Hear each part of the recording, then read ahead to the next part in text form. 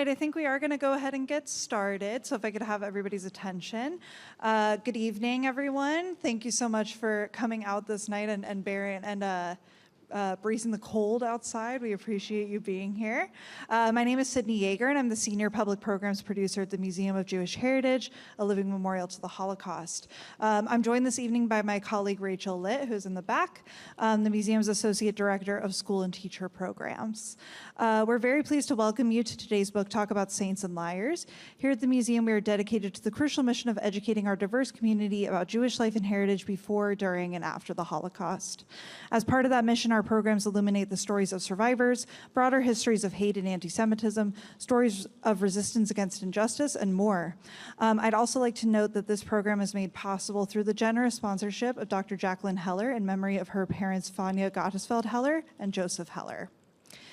So thank you so much for joining us today. We hope that if you didn't have the chance today to see our exhibitions, that you will come back in the future to see our current exhibitions, including Courage to Act Rescue in Denmark, which is right behind me, and Speaking Up, Confronting Hate Speech, which is down the hall. You can learn more about those on our website. We also hope that you'll join us for our upcoming programs, which you can also learn more about on our website. Before we go any further, we ask that you turn off anything that will make sound during the program, such as a cell phone or any other thing. If you have questions for our speaker, we will have a Q&A session at the end of the program. If you're a teacher, please hold your questions, as we'll have a special Q&A session for you immediately following. Everyone is welcome to stay for the entirety of both Q&As, but please, if you're a teacher, just hold your questions until we get to your designated time. Also for teachers, there is a QR code at the entrance to the room with a survey that we ask you to fill out. If you're not a teacher, we will send you a separate link with a survey after the event. So now that we're through with all that housekeeping, I would like to introduce our speaker. Today we are so honored to be joined by Debórah Dwork. Debórah is a director of the Center for the Study of the Holocaust, Genocide, and Crimes Against Humanity at the Graduate Center CUNY. She's the author with Robert Jan van Pelt of Flight from the Reich, Holocaust and Auschwitz, among other works. She lives in New York. So you can buy Saints and Liars downstairs in the lobby after the event, and Debórah will be signing books down there as well. So thank you again for joining us, and now it is my honor to hand things over to Debórah. Thank you, Sydney. And I have to say, we were... Can you hear me now? Great. I really appreciate the fact that you came out in this weather. It was, evidently registration was very strong, and you, the people here, are the stalwart persons who maintained your registration and came. Now, on your seats, you will see a list of terms. The good news is there's no final exam. You don't need to know what the terms are. If you are like I am, and you hear a word but can't quite place it, you'll turn to the person next to you and say, "What did she say?" This is to help avoid that question. You'll see it's not in alphabetical order, it's in the order in which I mention them in my presentation.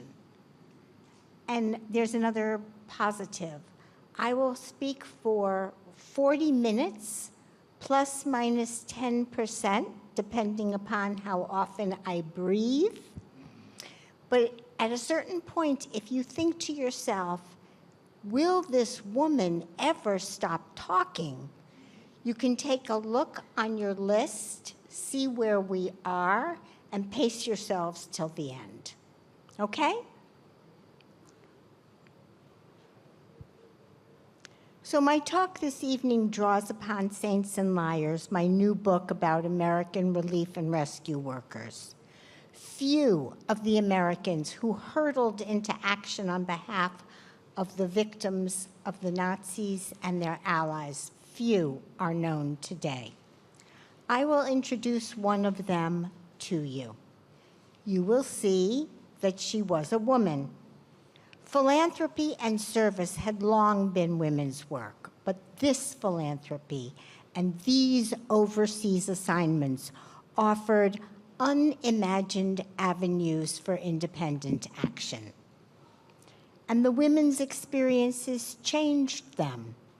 Their work was transformative for the people they helped and for them too. If I pay particular attention to gender, I also plumb the role of the irrational and the unpredictable. Historians have traditionally focused on social class, occupation, religion, age, and gender. But we've shied away from the unpredictable and the irrational. The truth is, we didn't know what to do with those factors, and so we didn't do much. Let me give you an example to illustrate my point.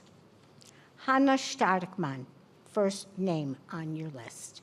Hannah Starkman, then aged about 12, was with her mother and brother Heniek in the German-imposed ghetto in the Polish city of Radom.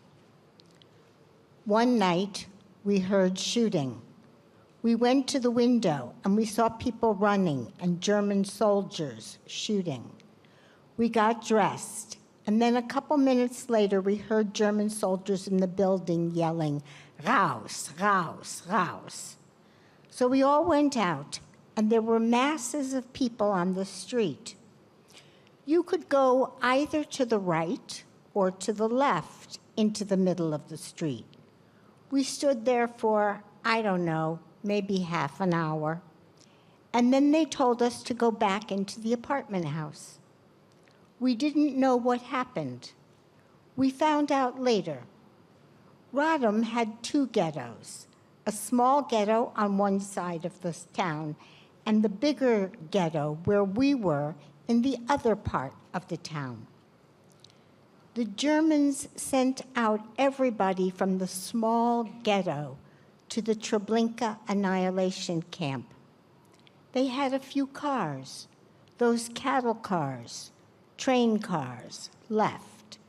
So they needed some more people to fill them. So they got all the people from the big ghetto out on the street, and they counted how many people they needed. So some of our neighbors who, when they left the apartment, went to the right, were sent to Treblinka that night. And because we turned left, we were not sent out. The luck of the draw. So later on, when my brother came home from work and my neighbor's son came, he didn't find his mother and sister. My brother found us. It was just one of those things. I'm not minimizing the importance of ideology, policy, and practice. Were it not for ideology, policy, and practice, Hannah would not have been in that situation. But at that very moment, luck and fortuitous circumstance shaped her fate. And then there's the even messier role of the irrational, emotions, human relations. Our Americans were operatives of improbable courage, resourcefulness, and resilience. They were fueled by principles, to be sure, but they were fueled too by personal and professional ambition, eagerness to actualize their potential, a taste for adventure, and frustration with limitations. Social ties and connections counted for a lot with them. Emotions played no small role, as did spontaneous responses.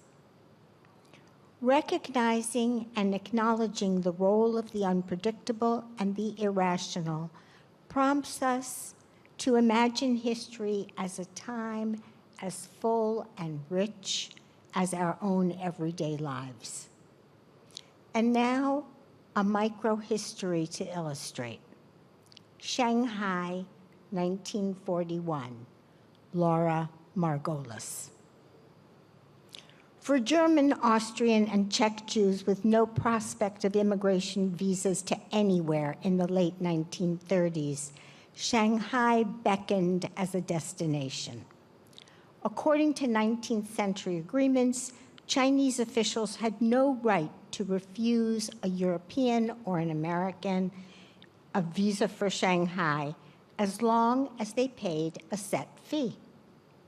In the 20th century, the city known as the Paris of the Orient thus became the home for the homeless.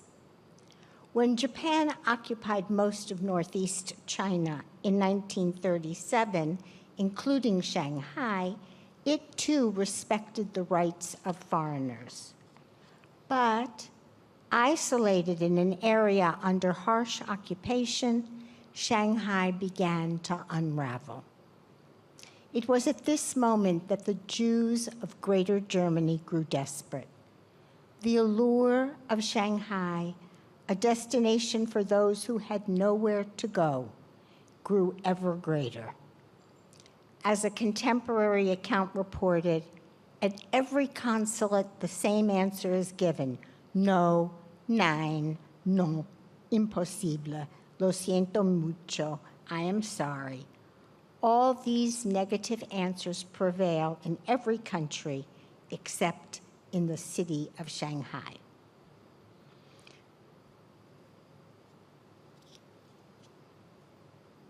So without a passport or a visa, refugees could still get into Shanghai. And panic-stricken German, Austrian, and Czech Jews bought ship tickets knowing that upon arrival they would face an utterly strange metropolis that promised nothing but the most destitute refuge from persecution, a squalid waiting room for better times. They clutched at hope and set sail. No one expected that the refugees would remain. They had landed in a city in ruins. Few would be able to gain a toehold in that environment.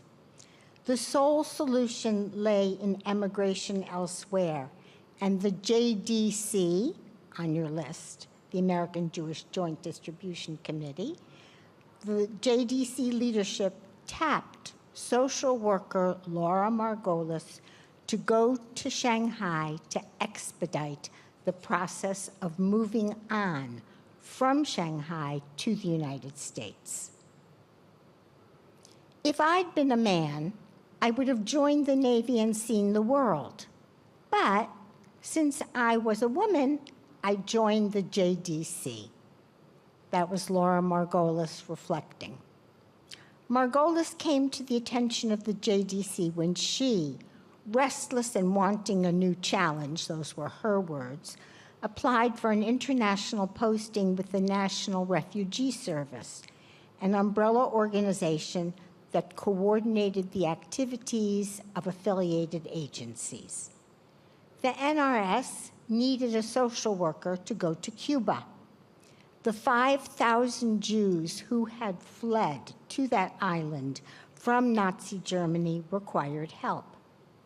The NRS employed her, the JDC paid her salary.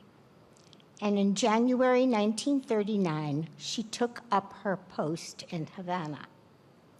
Her remit brought her into close contact with the US consulate, and thus to the attention of Avra Warren of the Visa Division in the State Department. She and her staff were effective. The queue began to move and the refugees to depart for the United States. Warren took note, and when 20,000 refugees foundered in Shanghai, he asked the JDC, "Would you send Laura Margolis over? She did the job in Havana." Margolis's brief was clear: emigration, not refugee relief. Arriving in Shanghai, however, she was appalled by what she found, and soon chafed against the constraints of her charge. The whole system needed to be overhauled, starting with a fresh look at Captain Hertzberg, the director of the main organization in Shanghai that provided aid, the Committee for the Assistance of European Jewish Refugees, or CFA. The effect of his leadership, Margolis reported to the Home Office in New York, was constant friction and tension and a terrific hatred of the committee that prevailed across the entire community. The captain's whole manner is one which leads to heel clicking and obedience and fear of authority, she wrote. One has the constant feeling of being in the German army. Margolis's antipathy shines bright. It was an immediate, visceral reaction. Less than a fortnight on the ground, and she found Hertzberg insufferable. While Margolis devoted much energy to criticizing the problematic relief program, she did not lose sight of her remit, emigration. Refugees pooled in the city, yet for reasons Margolis could not fathom, no organization or individual had developed a channel to the U.S. consulate to help them immigrate to the United States. That was a situation she could change. She set to work and saw a plan taking shape. International conditions allowing, I feel satisfied that the main purpose for which I came to Shanghai will be attained. Her room at the famed Cafe Hotel became her work headquarters, where she reviewed documents and interviewed candidates for immigration. It was not the best situation. I was living on the job 24 hours a day, and I don't like it. Still, she looked forward to moving refugees out of Shanghai in short order. Margolis's hopes were soon dashed. Time was not on her side, the unpredictable. Fearing that the Nazi regime might coerce Jewish refugees into spying by threatening their families who had remained behind, the State Department instructed consuls as of July 1 to deny visas to applicants who had close relatives living in German-occupied territory. And what Jewish refugee didn't have close relatives still living in German-occupied territory? This new rule had a devastating impact, and the close relatives clause brought Margolis's efforts to naught. As she put it, what I supposedly came out to put over is put over, but what's the use of it all? And with that, she pivoted from the project she had been brought in to do to what had been her central concern since she arrived: relief and her role in its delivery. She loathed the CFA leadership. She loathed their values and the way they did business. She called Hertzberg dictator number one, and Ellis Hayim, the chairman of Housing and Disbursement, dictator number two. Far from deploying their social status and communal authority on behalf of the refugees' welfare, they used their power punitively. The result, she wrote, is that any refugee dependent on the committee who has the starch to talk back gets his relief suspended.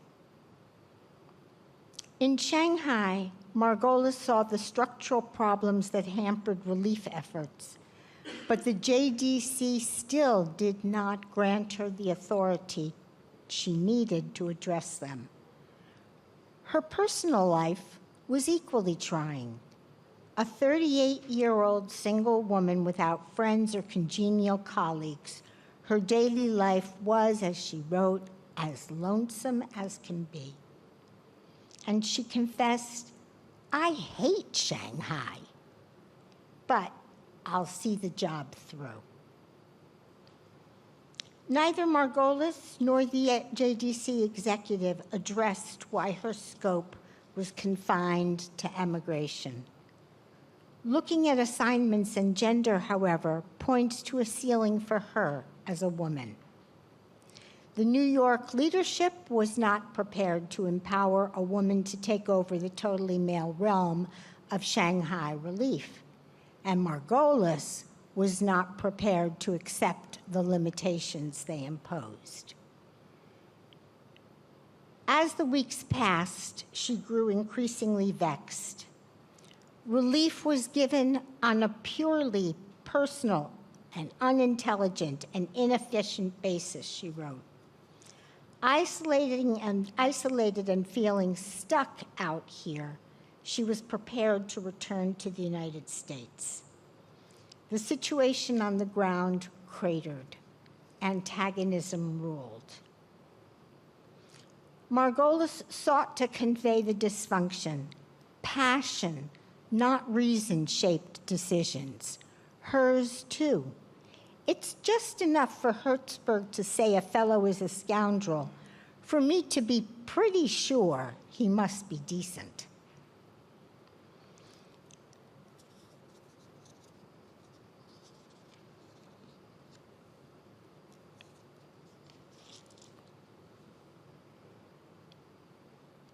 Margolis was in an impossible situation. She realized that the New York office might have valid reasons for its reluctance to empower her. At the same time, she believed that the JDC leadership minimized her concerns. I have the feeling from the last few cables that you probably think I'm unduly excited about something which really isn't so serious. Gendered interpretation being as it was, Margolis undoubtedly was correct. Demanding that her reports and she be taken seriously, she declared, "I'm truly not excited." She was an experienced professional, she reminded the New York office, and in her best professional opinion, the relief situation in Shanghai was dysfunctional. Perhaps she should return to the United States, she offered. With that, her arguments prevailed. Previously deaf to her analyses, the Home Office was sufficiently startled by the prospect of her departure, her return home, to review the situation anew. Acknowledging her skills and experience and insight, the leadership assured her that it would not presume to give her directions. Now empowered by the JDC to rationalize relief, Margolis began a series of meetings to address the needs of the nearly 14,000 refugees who required assistance. Her perspective on the problem and her commitment to finding solutions differed radically from the CFA leadership. Planning the December 1941 budget, for example, Hertzberg noted a significant shortfall. How was the committee to address this difficulty? He suggested that they kick people off the aid program. He readily acknowledged that well over 5,000 refugees would suffer grievously from this harsh step. But, he argued, the CFA had supported them for 3 years and no longer had the funds to do so. There was, he asserted, no alternative. Margolis was aghast at his proposal.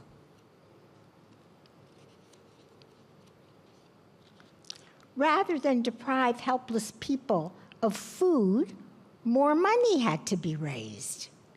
Meeting that need, she told the CFA Executive Board, was the normal responsibility of any committee. With the Japanese attack on Pearl Harbor, and on the other side of the Pacific, their occupation of the whole of Shanghai, her plans evaporated. How was she to help the refugees in a city under siege? Unlike other American operatives, whose relief efforts morphed into urgent emigration initiatives from Europe, Laura Margolis's work arced in the other direction. She had been sent to Shanghai to help with immigration. The close relatives clause had slowed that work to a trickle. The Japanese bombing and America's entry into the war brought it to a stop. The refugees were trapped in the city under Axis control, and so was she.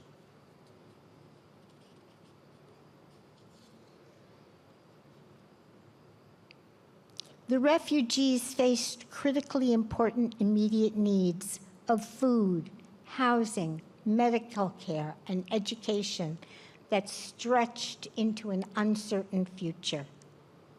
At Margolis's suggestion, 3 leading members of the Jewish community called upon Captain Kurashige Inotsuka, the Japanese official charged with Jewish affairs, to apprise him of the refugee situation. He listened to their story, but his only response was that he would have no dealings with any of these 3 men who, prior to Pearl Harbor, had constantly defied him. Captain Inotsuka virtually threw the men out of his office.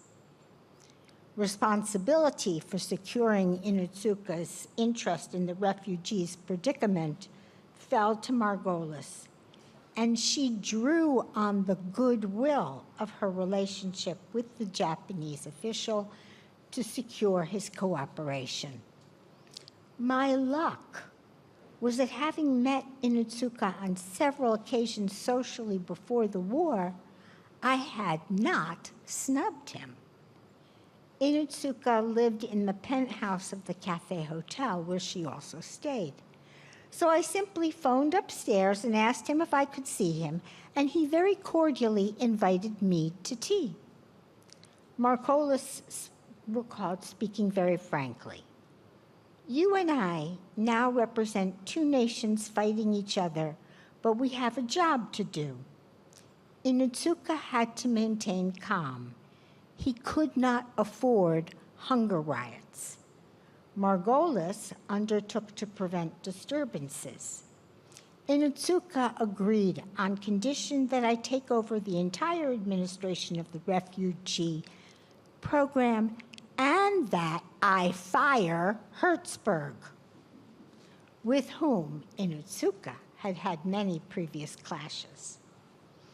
Ellis Hayam, dictator number 2, she noted parenthetically, had already been arrested.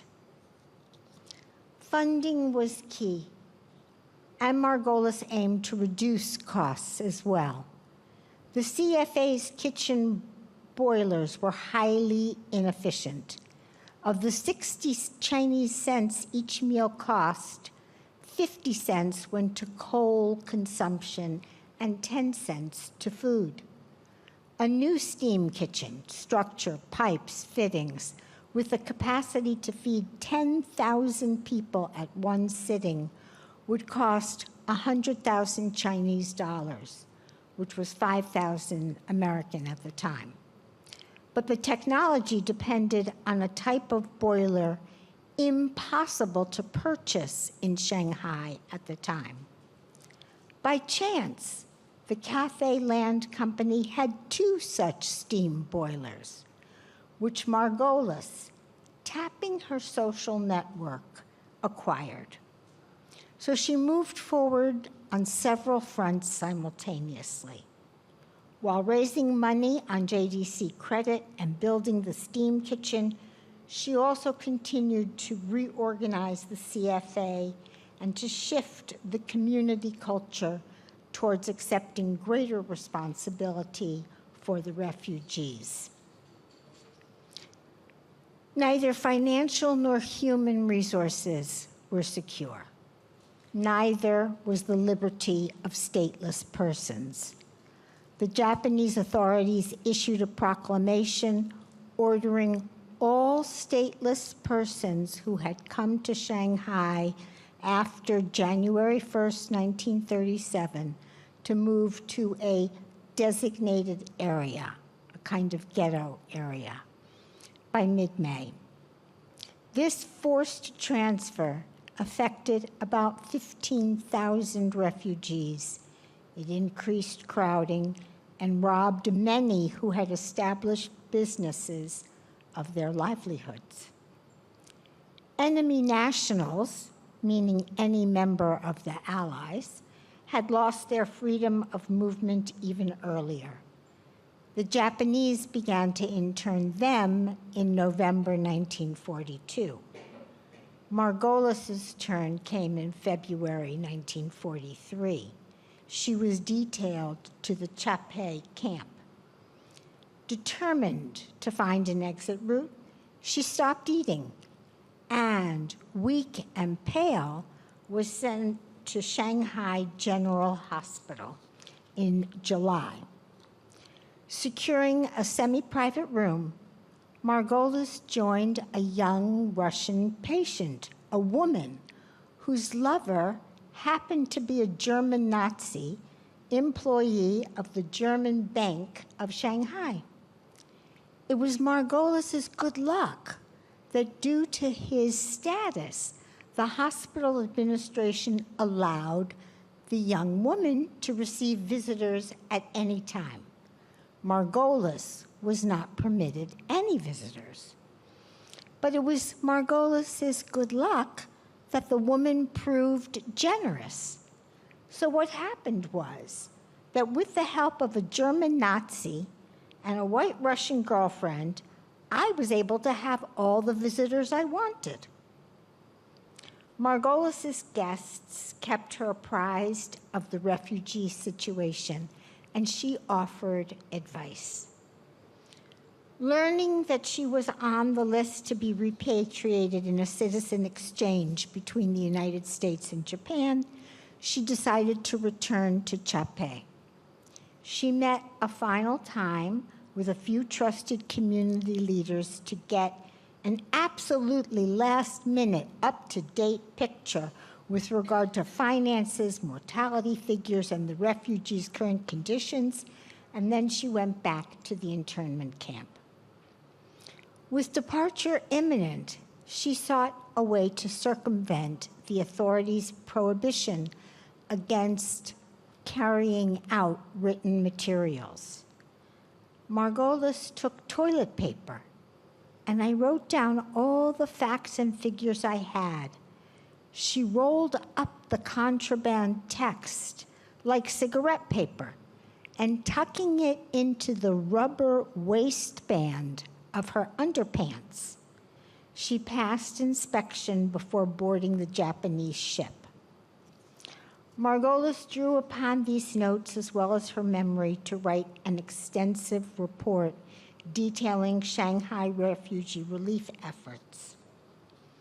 I sincerely believe that everything that could possibly have been done was done in order to save as many of the refugee population as possible. The handicaps were numerous, and least of all the handicaps were the Japanese. Rather, the problem rested with the Jews, especially the pre-Nazi era residents. We have in Shanghai a group of Jews who have no social consciousness and no feeling of responsibility towards the community. Shanghai itself is not a community.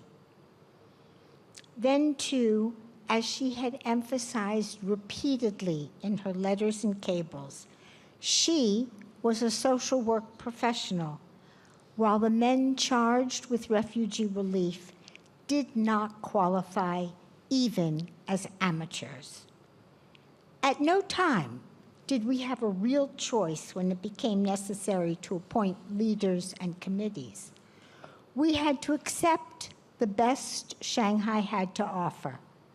The best were either men who accepted responsibility because they were forced to by the Japanese, or men or groups with strong power drives. Margolis despised them. She was a determined single woman endowed with power as a JDC representative. They were men with traditional ideas about women's roles and their own importance. Yet she persevered. She figured out ways to raise funds, to maintain basic services for the refugees. In the midst of the occupation, she tackled the problem of modernizing the soup kitchen, and she found resourceful people to help her actualize her programs. The group there should be able to hold out, at least until the end of 1944. But all of that will wait for the telling. It is an epic story. It was a story many were eager to hear. Margolis arrived in New York on December 1st, 1943, and within a week was asked to meet with government officials. So we all went down on a train to Washington, and that was when I got the story of what was happening in Europe, Auschwitz, and the camps. I'd been so completely cut off, I knew nothing. The JDC leadership urged her to take a quiet assignment. I just couldn't. I had to be in Europe. She shipped out to Lisbon in March 1944, moving on to Spain for a short-term assignment to set up a Jewish refugee children's home. With the orphanage established, she flew to Stockholm to start a parcel service to inmates in Bergen-Belsen and Theresienstadt. And you can see some of those parcels in the exhibition about the Danish rescue. January 1945 found her in London awaiting clearance to go to France. The JDC had established an office in Paris by then, and Margolis was detailed to work in Belgium, the Netherlands, and Luxembourg. Her mandate was to help returning concentration camp survivors and to support the reestablishment of a Jewish community. By January, February 1946, I was tired. I hadn't stopped going for years. I was so physically tired that at one point I had to break down. The emotional impact was terrific for me. The devastation and destruction she saw and sought to combat overwhelmed her. I just couldn't breathe anymore. The time had come for a long rest. Margolis had brought many constructive changes during the past 7 years, and she was changed too. She returned to the United States. From New York, she traveled to Havana, and I rested there, my first point of work for the JDC. But it was now a different Cuba and a different me.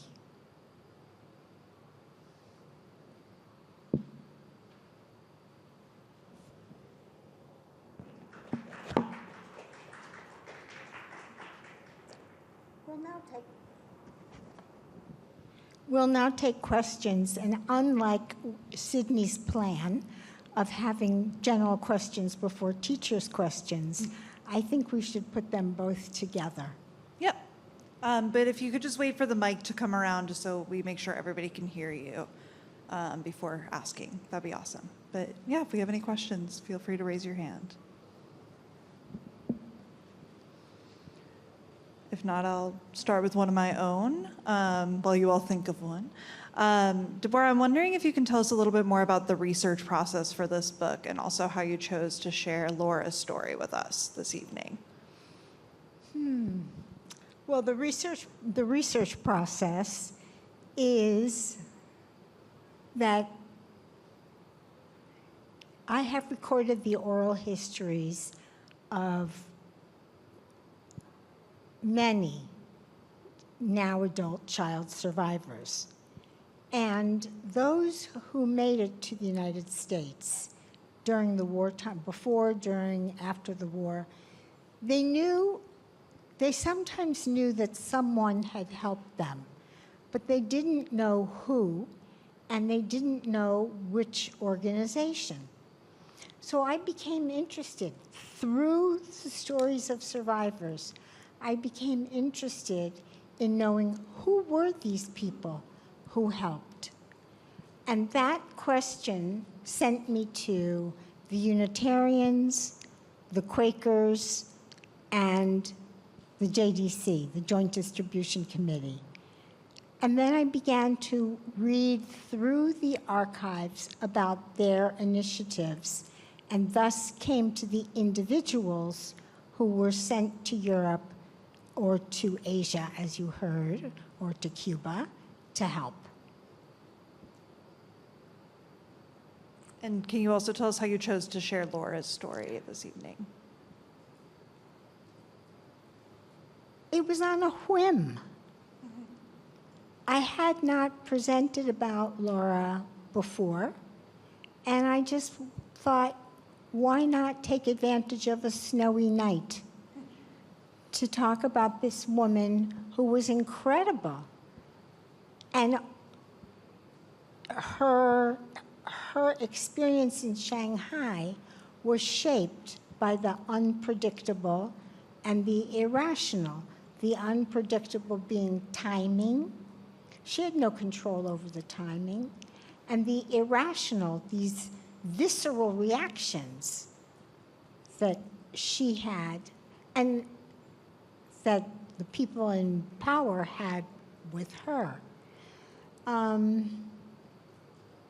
So I thought you might find it interesting. We sure did. I will go over here. Yeah, thank you for a wonderful presentation this evening. Much appreciated. The title of the book, Saints and Liars, is plural. So I suppose there are other characters in your book that would be descriptive of them being called either a saint or a liar. So I guess with this particular woman, so I guess she was the saint, and the liar would be what, those two or three other Jewish representatives who were getting in her way, and if that was the case, in what way were they lying? No, what happened was they are saints and liars. These people, one and the same, were saints and liars. So Laura Margolis raised money on JDC credit. But she didn't have authority from the JDC because there was no communication between areas under occupation and the United States. So at first she proceeded rather gingerly. And then she finally said, look, if we get out of this alive, and the JDC wants to fire me because I raised money to keep the refugees alive, have at it. So she was both a saint and a liar. And that was true of everyone. Yes, the title is plural. I encourage you to take a look at this book, and then you will see that there are 5 chapters, and each chapter zeroes in on a particular city, a particular year, and a particular person or couple. And all of these people were, at one and the same time, saints and liars. I have a question about Schindler, whom, as we all know, is involved in the title of the famous Schindler's List. But there's also a very famous elevator company. When you press a button for any elevator in the United States, it's manufactured by Schindler.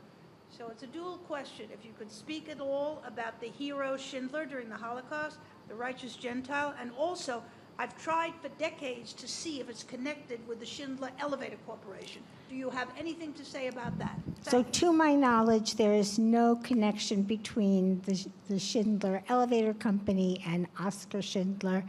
And Oskar Schindler was not an American rescuer. That's a very unusual name, Schindler. That's why I thought there might be some connection. Right. Thank you. You're welcome.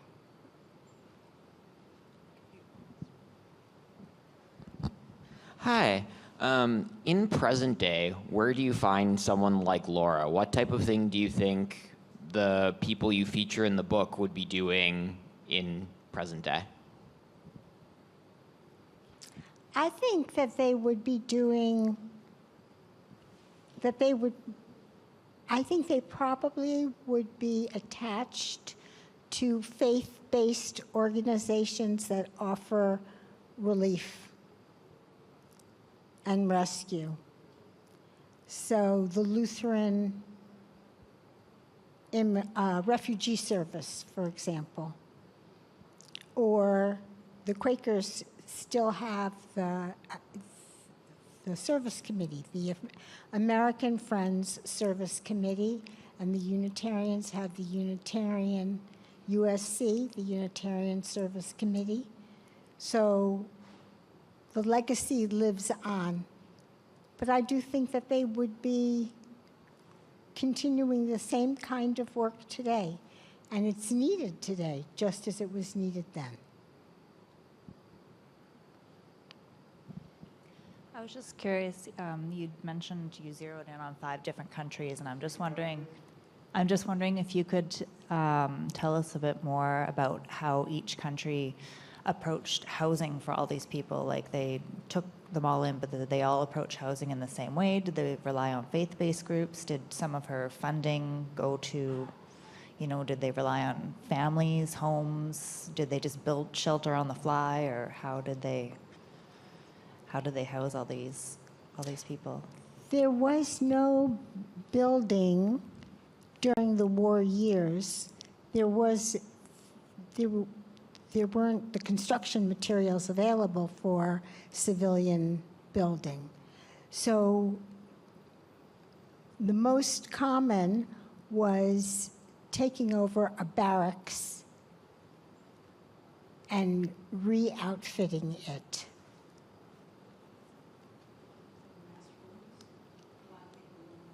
Yes, a lot of people in one room. Yes, definitely.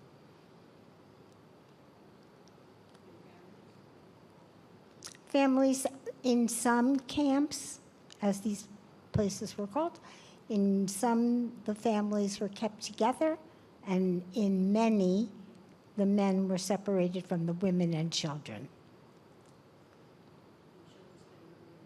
The children stayed with the women. Do we have any other questions? Okay. About righteous Gentiles, there's a very famous, we all know Isaac Bashevis Singer was the Nobel Prize winner, the only one in Yiddish. And one of his movies, based on one of his magnificent short stories, was called Enemies, a Love Story. And the heroine of that is a righteous Gentile. He's got 3 wives. 2 of them are Jewish, and 1 is a Polish Catholic. And the irony of the theme of this novella of Singer is that the Polish Catholic woman turned out to be the most righteous and the most virtuous of the 3. Could you speak at all to this novella if you happen to know it? I do know the novella, but no, I do not have anything to add, except for one thing, which is that when we think your comments shine a bright light on why I wrote this book about American rescuers. When we think of people who rescued, our minds go immediately to Europeans. And that makes sense because they were on the ground and they were by far the most numerous, of course, no question about it. But that is also why we don't know about the American rescuers. And I think we should. I think they are models. So maybe on that note, we Yeah. say goodnight and There we go. brave the weather.